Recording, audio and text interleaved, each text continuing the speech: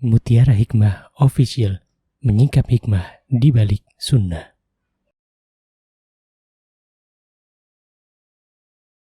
Salurkan donasi terbaik Anda untuk mendukung dakwah Mutiara Hikmah Official.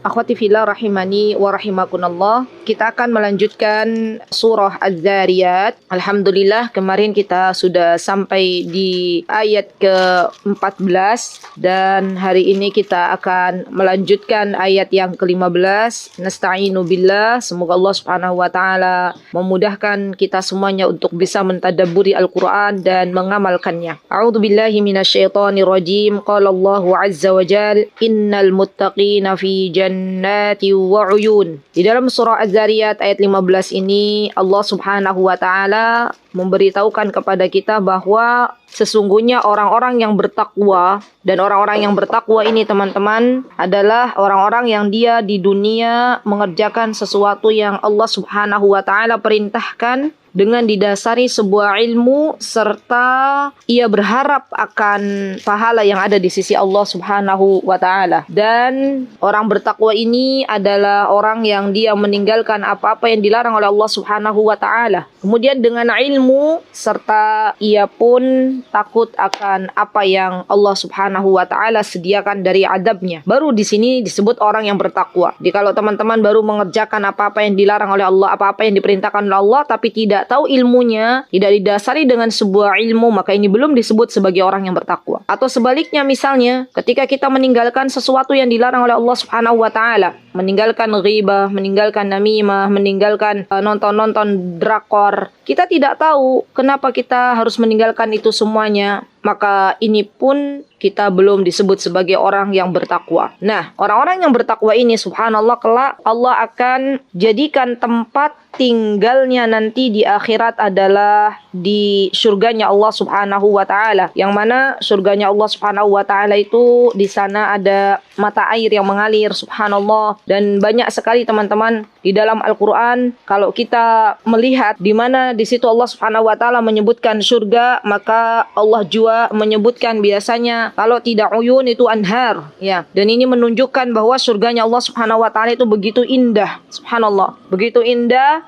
dikelilingi oleh sungai-sungai, oleh mata air yang luar biasa indah dipandang mata, subhanallah. Nah, sekarang Allah Subhanahu wa taala di ayat yang ke-16 mulai memberitahukan kepada kita semuanya. Siapa di antara orang-orang yang bertakwa, apa sifat orang-orang yang bertakwa ketika mereka berada di dunia saat ini, sekarang ini teman-teman. Maka kata Allah Subhanahu wa taala, akhidina ma atahum rabbuhum, subhanallah, innahum kanu qabla dzalika muhsinin. Akhidin di sini para ulama mengatakan arti dari akhidin itu artinya adalah mengambil, dan dimaknai dengan dua makna. Maksudnya adalah mereka ketika berada di surganya Allah Subhanahu wa taala terlebih dahulu, di sini mereka mengambil, yang makna pertama adalah mengambil nikmat-nikmat surga yang Allah telah sediakan, ya. Dan mengambilnya, kalau nikmat-nikmat surga, kalaupun misalnya mengambil buah-buahan, maka Allah dekatkan dan Allah berikan kepada mereka kenikmatan yang luar biasa. Dan yang kedua, para ulama menyatakan akhidin di sini adalah mereka, ya, orang-orang bertakwa ketika berada di dunia, mereka adalah orang-orang yang ridho dengan semua ketetapan Allah Subhanahu wa taala. Dan di sini teman-teman subhanallah, di antara rukun iman adalah beriman dengan takdirnya Allah Subhanahu wa taala, dan akan membuat seorang hamba menjadi lebih ridho ketika dia beriman dengan takdirnya Allah Subhanahu wa taala. Subhanallah, banyak di antara kita yang terkadang mengeluh kesana kemari, banyak di antara kita yang terkadang belum ada sifat qanaah. Itu di antaranya adalah karena kita belum ridho dengan pemberian Allah Subhanahu wa taala, dengan apa-apa yang Allah telah beri. Padahal apa yang Allah beri kepada kita, ya akhwat, itu adalah yang terbaik untuk kita, ya. Itu adalah yang terbaik untuk kita. Allah tahu mana yang terbaik.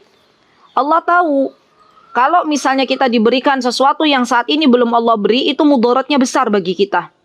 Jadi orang-orang yang ridho dengan pemberian Allah, maka dia akan berbahagia. Karena di antara kunci bahagianya seorang hamba yang berada di dunia ini adalah ridho dengan pemberian Allah Subhanahu wa taala. Apapun yang Allah beri, kita berdoa semoga itu akan membawa kepada keberkahan.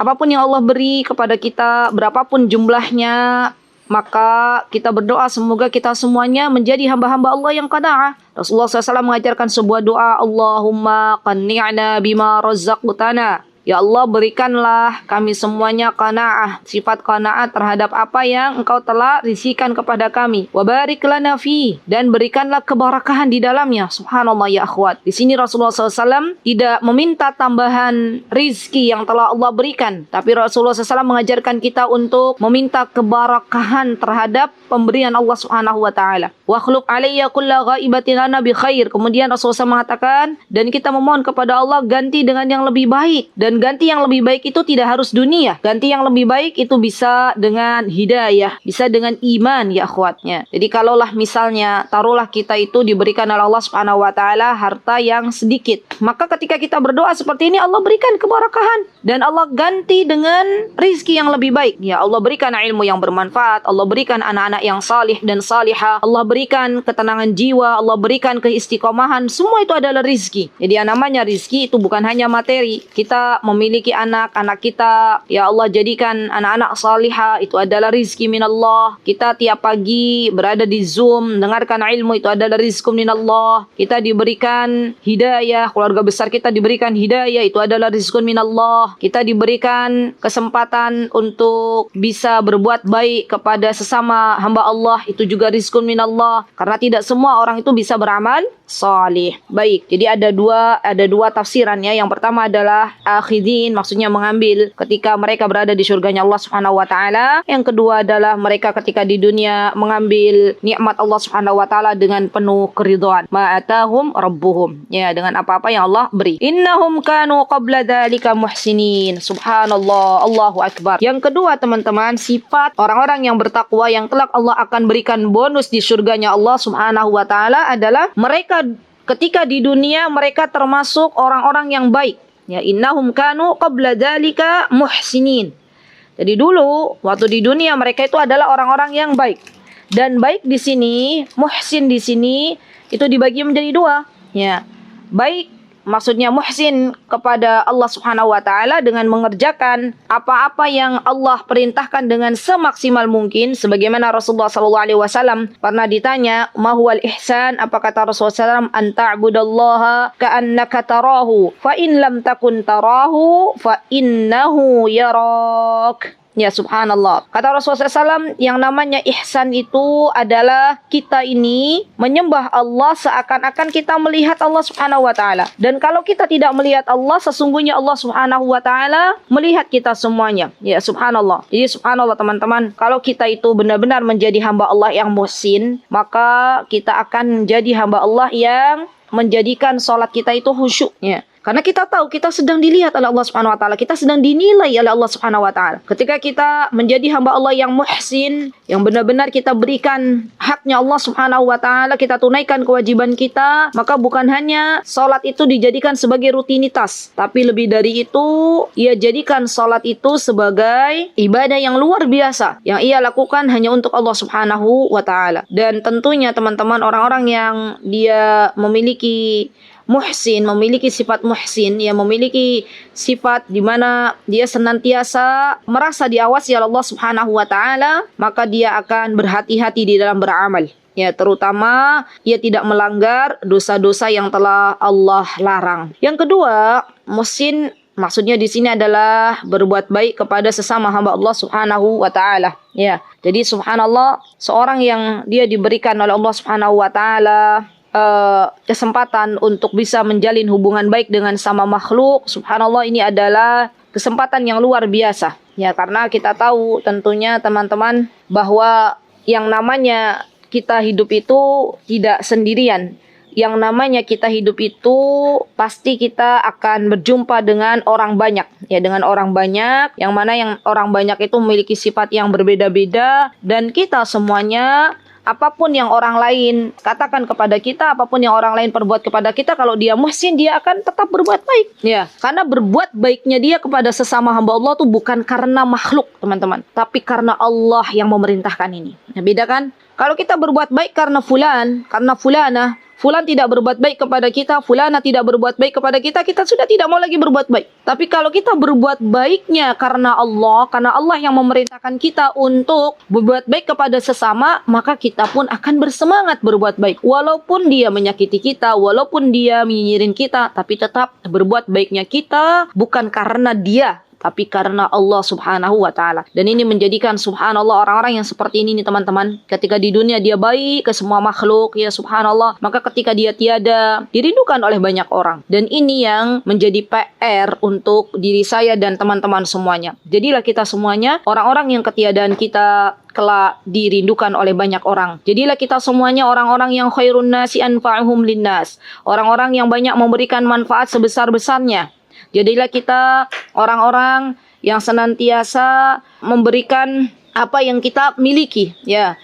Apa yang Allah telah berikan kepada kita dari sebuah rizki, maka kita berikan juga kepada yang berhak. Baik. Kemudian di sini subhanallah, di antara tanda orang-orang yang bertakwa kepada Allah Subhanahu wa taala, kata Allah Subhanahu wa taala dalam surah Az-Zariyat ayat 17, kanu qalilan minal laili ma yahja'un. Subhanallah. Ini teman-teman, ini evaluasi untuk kita ya semuanya. Ternyata orang yang bertakwa, orang yang akan Allah berikan surganya, itu adalah orang yang tidurnya sedikit, bukan sedikit-sedikit tidur. Ya, karena beda orang yang tidurnya sedikit di malam hari dengan orang yang sedikit-sedikit tidur. Orang yang sedikit-sedikit tidur artinya itu banyak tidur. Ya, jadi subhanallah malam harinya dia pakai untuk tidur karena dia tahu hak badan, ya, tapi tidak digunakan semuanya untuk tidur. Ada masanya untuk bermunajat kepada Allah Subhanahu wa taala, ada masanya untuk ia memurajaah ilmu, belajar kembali, dan ada masanya untuk tidur. Biasanya para ulama membagi malam hari ke dalam 3 hal, ya. Dan 3 hal ini mereka benar-benar gunakan untuk sholat malam, untuk tidur itu sendiri, dan untuk memurajaah ilmu yang telah Allah Subhanahu wa ta'ala berikan. Ya Masya Allah.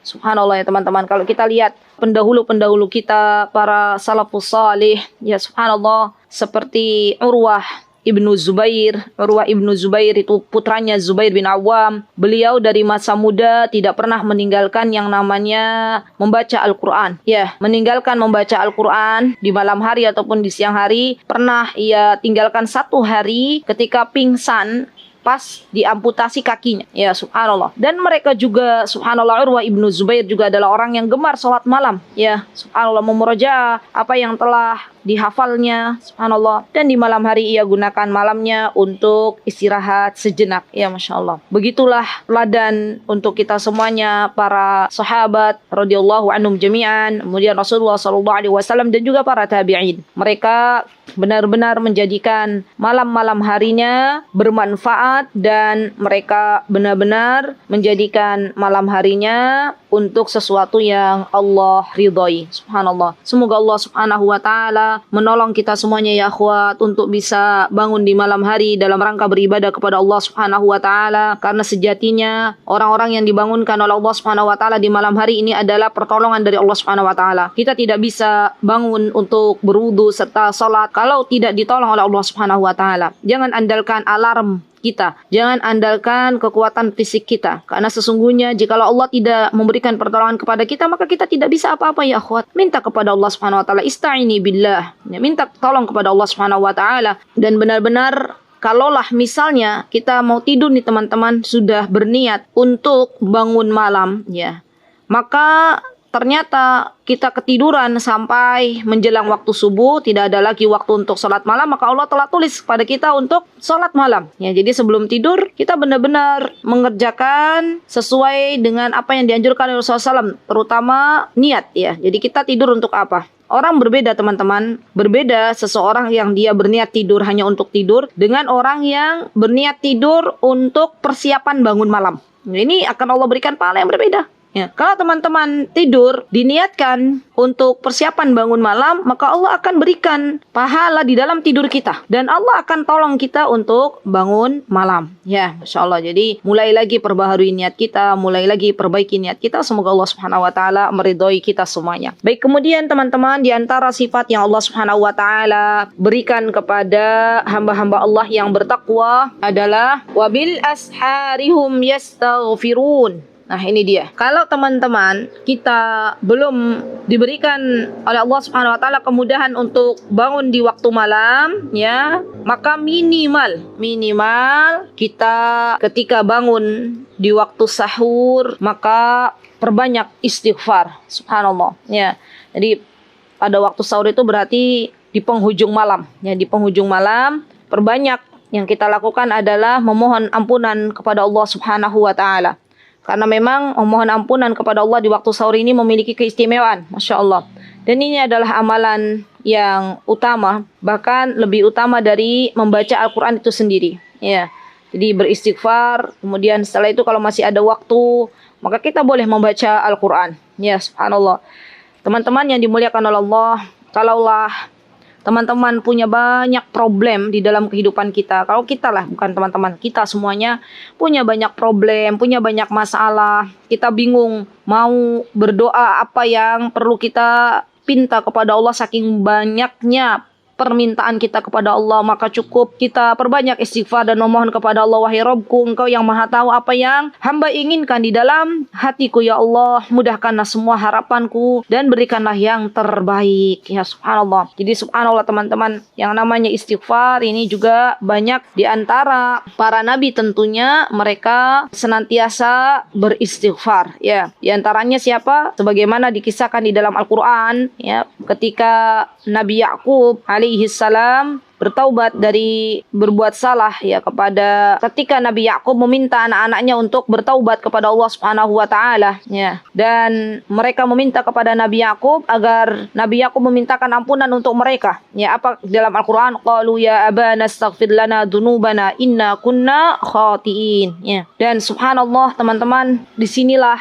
perbedaan antara orang-orang yang dia diberikan kelembutan hati oleh Allah dan diberikan kekerasan hati. Orang-orang yang dilembutkan hatinya oleh Allah, maka dia akan dimudahkan untuk bertaubat kepada Allah Subhanahu wa taala, untuk mengakui kesalahan-kesalahannya, untuk menyesali apa yang telah diperbuatnya, untuk benar-benar menjadikan setiap harinya lebih baik daripada hari kemarin. Ya, dan yang namanya taubat, yang namanya istighfar itu adalah pemberian dari Allah Subhanahu wa taala. Maka minta kepada Allah Subhanahu wa taala agar Allah Subhanahu wa taala menjadikan kita semuanya orang-orang yang memperbanyak istighfar kita, baik di waktu sahur maupun di waktu-waktu lainnya. Ya subhanallah. Kemudian di antara tanda orang-orang yang bertakwa, teman-teman, apa kata Allah Subhanahu wa taala? Ya, kalau kita bisa tulis ya pelan-pelan, ya, dan kita jadikan sebagai apa tuh istilahnya, ya, ditulis di tempat yang biasa kita lihat, kemudian kita centang. Kita sudah belum punya sifat seperti ini. Ya subhanallah. Apa kata Allah Subhanahu wa taala? Wa fi amwalihim haqqul lisaili wal mahrum. Orang-orang yang bertakwa itu orang-orang yang dia tidak bakhil, tidak pelit, dia berikan hak orang-orang yang meminta ataupun yang tidak meminta. Ya, jadi ringan tangan. Kalau ada orang datang ke rumahnya, ya, meminta-minta, maka ia pun bersyukur kepada Allah Subhanahu wa taala. Alhamdulillah, wahai Rabbku yang telah mengantarkan orang tersebut ke rumahku. Dan ini saatnya jalan di mana hamba menitipkan harta yang akan dibawa ke akhirat nanti kepada ibu ini, misalnya kepada fulana. Harusnya kita bergembira, ya akhwat. Ya, karena kita tidak usah keluar rumah mencari orang yang membutuhkan, tapi Allah sudah menghantarkan orang tersebut ke dalam rumah kita. Itu yang pertama, ya. Yang kedua, terkadang ada orang yang dia tidak meminta-minta, tapi dia sebenarnya orang yang membutuhkan, ya. Maka dalam hal ini kita pun harus mencarinya, ya. Dan mencarinya, oh, ada keluarganya bapak fulan, keluarganya ibu fulana yang dia punya anak banyak, ya, yang punya anak banyak. Kemudian suaminya ibu fulana itu kerjanya serabutan, kadang kerja, kadang tidak. Ketika kita melihat kondisi seperti seperti itu ya kita datangi, kemudian kita beri apa yang Allah titipkan dari harta yang sesungguhnya itu adalah milik mereka. Jadi biar lebih mudah teman-teman kita itu memberi kepada orang-orang fakir miskin, pada para fuqara, biar kita itu lebih ringan untuk memberi kepada mereka. Katakan bahwa ini sesungguhnya harta mereka, bukan harta kita. Tapi Allah ingin kita itu diberikan tambahan untuk menambah pundi-pundi amal shalih. Jadi dititipkan sebentar kepada kita. Hartanya mereka Allah titipkan sebentar kepada kita. Ya, seperti tukang parkir dititipkan oleh orang-orang yang punya mobil bagus, dititipkan, kemudian setelah mereka selesai kebutuhannya mereka ambil kembali mobilnya, tukang parkir itu akan memberikan dengan senang, dengan gembira, karena memang mereka tidak mau memiliki atau mereka tidak punya sifat memiliki mobil tersebut. Ya, hanya titipan. Ini akan lebih ringan teman-teman.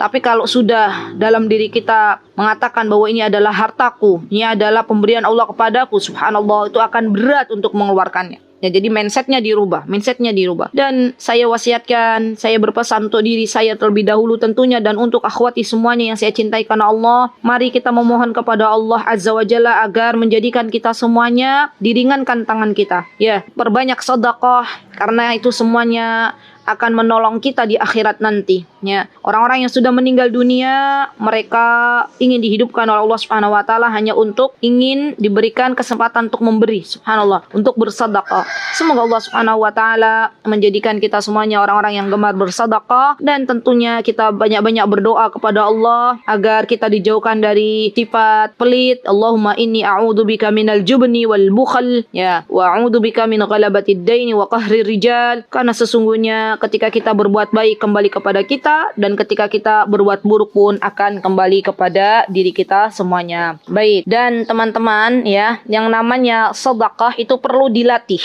ya, perlu dilatih. Jangan sampai kita mengatakan dalam diri kita bahwa nanti saja sedekahnya kalau sudah kaya, nanti dan nanti dan nanti. Padahal jelas rumus di dalam Al-Qur'anul Karim, orang yang suka nanti-nanti sedekah, ketika Allah beri kekayaan, dia tidak akan memberi. Dia akan mengambil hartanya semua. Ya, kalau teman-teman, ya subhanallah, sekarang lebih mudah untuk bersedekah, ya bisa transfer atau teman-teman sediakan kotak di rumah, ya. Pastikan setiap hari itu kita bersedekah, ya. Sedekah itu tidak dilihat dari seberapa banyaknya, tapi seberapa istiqomahnya kita, ya subhanallah. Dan subhanallah, tidak ada ceritanya orang yang gemar bersedekah itu miskin, gak ada. Yang ada orang yang gemar bersedekah justru Allah akan kayakan, justru Allah akan tambahkan nikmatnya, justru Allah akan tambahkan, akan banyakkan rizkinya. Dan inilah janji Allah Subhanahu wa taala kepada hamba-hambanya. Baik, kemudian di sini apa yang Allah Subhanahu wa taala firmankan di ayat yang ke-20,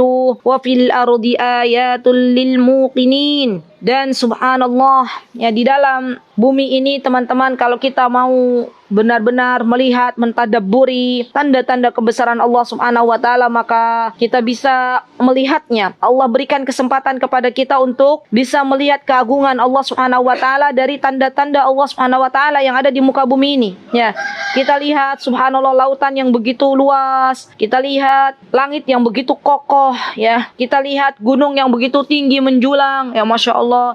Itu semuanya seharusnya menambah keimanan kita kepada Allah Subhanahu wa taala. Tidak mungkin ada sesuatu kalau tidak ada yang membuat. Tidak mungkin ada gunung kalau tidak ada yang menciptakan. Dan tidak mungkin pula ada laut kalau tidak ada yang menciptakan. Ya, jadi boleh yang namanya seorang itu dia rihlah, ya, dalam rangka bertadabbur, dalam rangka mentadabburi ciptaan-ciptaan Allah Subhanahu wa taala, dan ini semuanya subhanallah akan dihitung pahala oleh Allah Subhanahu wa taala, akan dihitung ibadah oleh Allah Subhanahu wa taala. Baik, kemudian di sini subhanallah Allah Subhanahu wa taala berfirman, wa fi anfusikum afala tubsirun. Di sini teman-teman, Allah menginginkan kepada kita semuanya untuk melihat ke dalam diri kita. Lihat, Allah menciptakan kita itu begitu luar biasa. Ya, subhanallah. Allah ciptakan kita semuanya mata. Yang mana subhanallah mata itu teman-teman, kalau teman-teman melihat subhanallah, maka kita akan tertakjub-takjub dengan ciptaan Allah Subhanahu wa taala, ya. Dan ini subhanallah tidak ada yang bisa menandingi ciptaan Allah, ya. Misalnya dari segi ciptaan satu saja organ, misalnya mata, ya, dengan teknologi apapun, ya subhanallah. Karena subhanallah Teman-teman, di mata itu subhanallah ternyata di dalamnya itu ada banyak sekali ciptaan Allah yang begitu kecil gitu loh. Ada saraf, optik, ada retina, subhanallah, ada kornea, ada pupil, ada lensa, ada iris ya. Subhanallah, semuanya itu adalah ciptaan-ciptaan Allah yang begitu luar biasa. Allahu Akbar ya. Allahu Akbar. Bahkan subhanallah ya, subhanallah, di dalam kepala kita saja, subhanallah, kalau kita lihat bagaimana anatomi manusia, Masya Allah, Tabarakar Rahman, maka kita akan dibuat takjub dengan bagaimana Allah menciptakan tubuh kita, telinga kita, subhanallah, hidung kita, mulut kita, Allahu Akbar. Semuanya itu menunjukkan kebesaran Allah subhanahu wa ta'ala. Subhanallah. Ya, jadi itu kalau kita lihat teman-teman, kalau yang sekarang belajar tentang anatomi manusia, teman-teman kalau yang sekarang teman-teman belajar tentang bagaimana di dalam diri manusia, dalam tubuhnya, maka jadikan semuanya itu sebagai cara atau sebagai alat untuk mentadabburi ciptaannya Allah Subhanahu wa taala. Ya sayang, eman kalau seseorang belajar biologi misalnya, ya tentang sel, tentang apapun yang ada di dalam tubuh manusia hanya sebatas pengetahuan saja. Ya, seharusnya para ilmuwan itu ya, teman-teman yang belajar tentang tubuh manusia itu seharusnya lebih banyak berzikir kepada Allah ya, melihat kebesaran Allah di dalam tubuh manusia. Misalnya dia akan mengatakan subhanallah, subhanallah, sendi-sendi yang begitu banyak, otak manusia yang begitu luar biasa, disangkut pautkan antara satu dengan yang lainnya ya, subhanallah. Ada banyak jaringan-jaringan di dalam otak kita, subhanallah. Kalau dia salah satunya putus maka itu berbahaya, subhanallah. Dan ini semuanya menandakan bahwa Allah begitu agung, subhanallah, Allah begitu besar karena telah menciptakan sedemikian rupa ciptaannya. Baik. Kemudian di sini Allah Subhanahu wa taala berfirman di ayat yang ke-22. Apa kata Allah Subhanahu wa taala? Wa fis samaa'i rizqukum wa ma tu'adun. Dan di langit ya, itu ada rizki yang telah Allah janjikan kepada kita semuanya. Ya, maksudnya di langit itu terdapat sebab-sebab rizki yang Allah Subhanahu wa taala turunkan. Ya, misalnya hujan Allah turunkan dari langit, dan para mufassir mengatakan bahwa yang dimaksud dengan hujan di sini adalah rizki minallahi azza wa jalla, rizki dari Allah Subhanahu wa taala. Ya. Dan para ulama mengatakan bahwa di antara yang dimaksud dengan rizki di sini adalah diturunkannya hujan dari langit. Kemudian ada juga yang mengatakan bahwa yang dimaksud dengan rizki di sini adalah yang dimaksud di ayat yang ke-22 ini, bahwa rizkinya manusia itu sudah Allah tetapkan. Ya, sudah Allah tetapkan di langit sana dan tidak ada yang tertukar. Jadi rizki itu tertakar dan tidak tertukar. Allahu Akbar teman-teman, kalau kita benar-benar yakin nih bahwa rizki kita itu sudah dijamin oleh Allah Subhanahu wa taala, maka harusnya kita tidak perlu memikirkan sesuatu yang sudah dijamin oleh Allah Subhanahu wa taala. Yang perlu kita pikirkan itu sesuatu yang belum dijamin, yaitu keberadaan kita nanti di akhirat, di surga atau di neraka. Itu yang belum dijamin oleh Allah Subhanahu wa taala. Seseorang yang dia yakin dengan seyakin-yakinnya bahwa rizkinya telah dijamin oleh Allah Subhanahu wa taala, dia akan berikhtiar tapi tidak ngoyo, tapi ada ikhtiar, dan Allah akan berikan jatah kita masing-masing. Dan tentunya kita dengan saudara kita itu akan berbeda ya. Tidak ada ya satupun dari hamba Allah yang tertukar rizkinya. Allahu Akbar teman-teman. Nih, kalau semua hamba Allah itu ya sesama pedagang lah misalnya, dia meyakini bahwa rizki itu tidak akan mungkin tertukar, maka di sini tidak ada yang namanya pedagang itu saling hasad, tidak ada yang saling melempar kemudorotan kepada sesama pedagang lainnya. Ya, kalau kita pernah dengar bahwa di antara pedagang, misalnya pedagang yang sama, ya dia iri, hasad, dengki, membuat pedagang yang satunya lagi dibuat-buat ya, tokonya tidak kelihatan. Itu ada di negeri kita, dan asal muasalnya adalah dari kedengkian dan dari ketidaktahuan mereka terhadap ilmu agama ini. Subhanallah.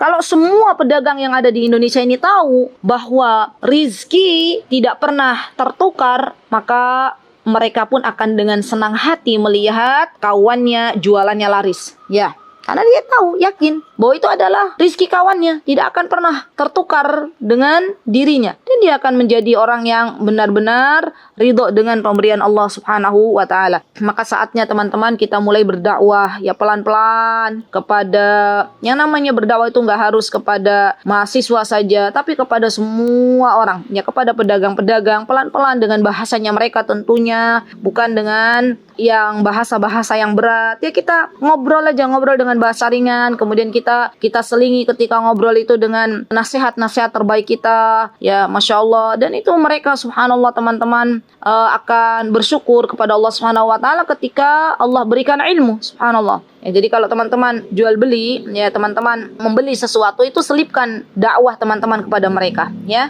Dan ini menjadi PR untuk kita semuanya, karena terkadang banyak orang yang tidak menyadari bahwa rizki itu sebenarnya tidak akan pernah tertukar dan sudah tertakar. Baik. Kemudian di sini Allah Subhanahu wa Ta'ala berfirman dalam surah Az-Zariyat ayat 23, "Fa wa rabbis samai wal ard innahu lahaqqum misla ma annakum tantiqun." Ya, apa kata Allah Subhanahu wa Ta'ala? Maka demi Rabbnya langit dan bumi, yaitu Allah Subhanahu wa Ta'ala, innahu lahaqqum misla ma annakum tantiqun.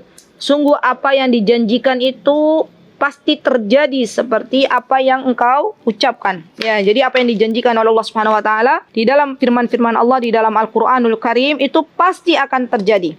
Pasti, tidak ada yang tidak pasti. Ya. Dan subhanallah, ketika mereka berbicara dengan, ya, manusia itu berbicara dengan penuh keyakinan sambil, ya, Masya Allah, benar-benar dia beriman kepada Allah Subhanahu wa Ta'ala, maka Allah akan memenuhi janjinya. Dan janji Allah Subhanahu wa Ta'ala itu benar, ya, tidak ada satupun yang perlu kita ragukan. Baik.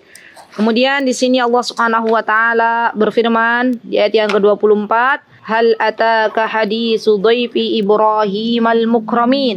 Nah, di sini mulai Nabi Ibrahim alaihissalam didatangi oleh tamu-tamu. Ya, di antara tamunya Nabi Ibrahim alaihissalam ya adalah malaikat-malaikatnya Allah Subhanahu wa Ta'ala. Jadi Allah Subhanahu wa Ta'ala memberitahukan kepada Nabi kita Muhammad sallallahu alaihi wasallam, "Hal ataka?" Apakah sudah sampai berita kepadamu tentang tamunya Nabi Ibrahim alaihissalam, yaitu malaikat-malaikat yang mulia. "Iddakhalu alaihi faqalu salama." Ya, Masya Allah, mereka ketika masuk ke tempatnya Nabi Ibrahim, mereka mengucapkan salam. Ya, dan Nabi Ibrahim pun menjawab salam mereka. Kemudian Nabi Ibrahim mengatakan, "Qala salamun qaumum munkarun." Nabi Ibrahim tidak mengenali mereka. Nabi Ibrahim hanya mengucapkan balik salam, tapi Nabi Ibrahim tidak mengenali mereka. Dan subhanallah teman-teman, ini dia, ya, sifat baiknya Nabi Ibrahim alaihissalam. Allahu Akbar. Beliau itu orang yang gemar memuliakan tamu.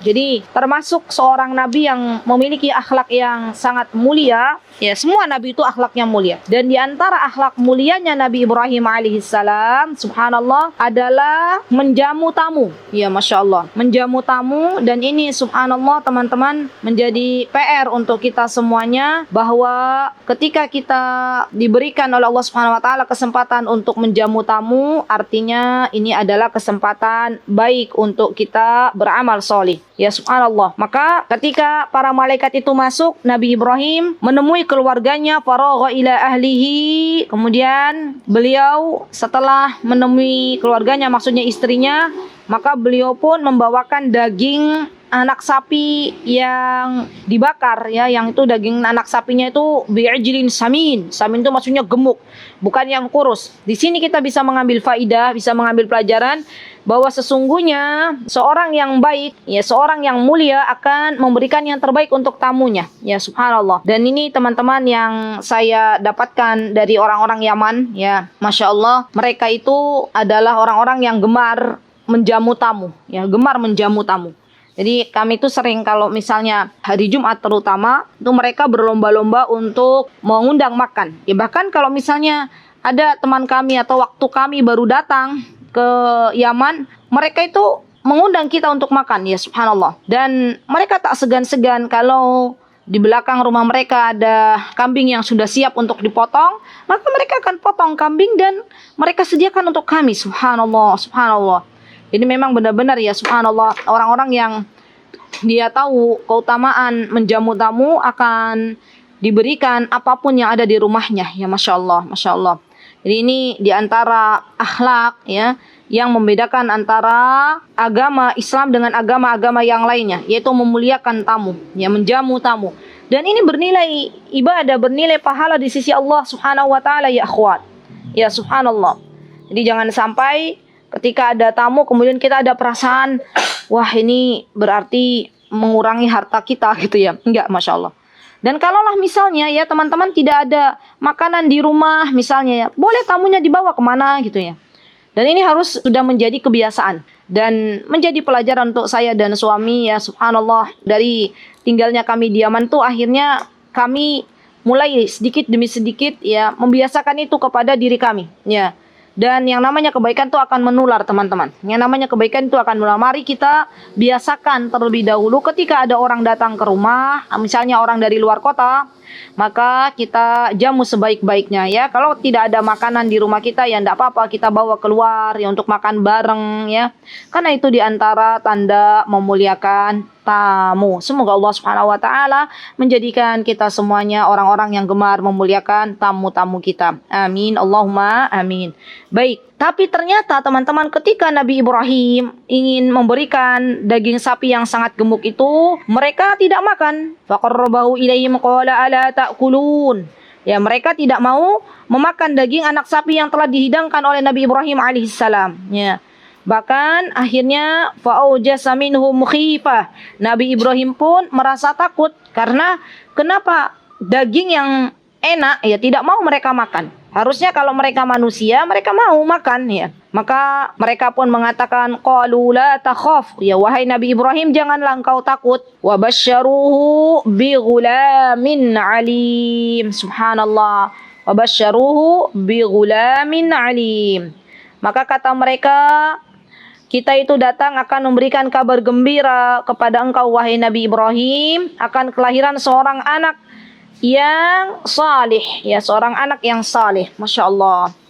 Seorang anak yang mana dia berbakti kepada engkau nanti, seorang anak yang alim, yaitu Ishak, ya. Subhanallah, berarti ini Nabi Ibrahim sedang bersama Sarah, ya. Karena kalau Nabi Ismail itu ibunya namanya Hajur.